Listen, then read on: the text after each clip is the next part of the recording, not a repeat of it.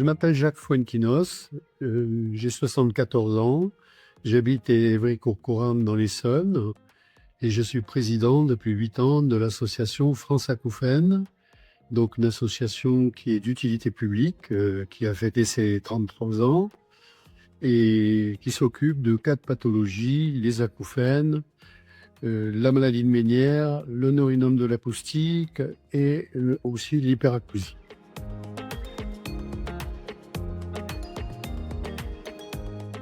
Alors France Acouphènes est là d'abord pour les sortir de leur isolement.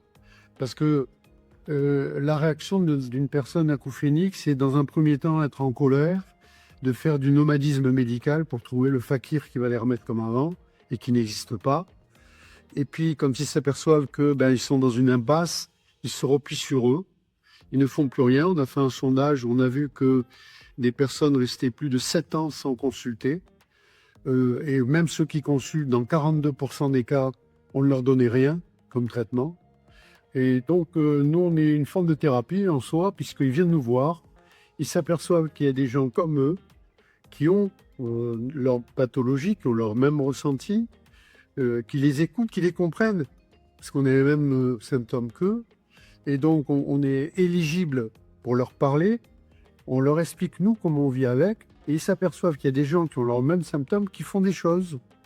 Moi, j'ai ce symptôme depuis 25 ans et je fais des choses. Je suis président de l'association.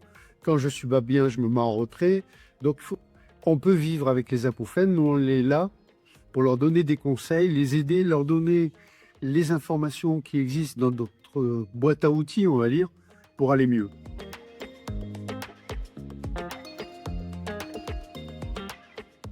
Comme il y a le Octobre Rose, où il y a la journée du sida, ou les journées du cancer, il y aura la semaine de l'acouphène, la première semaine de février, pour expliquer ce qu'est un acouphène, expliquer le ressenti des patients, expliquer la détresse dans laquelle ils sont, et donner des informations sur le fait qu'ils ne sont pas tout seuls.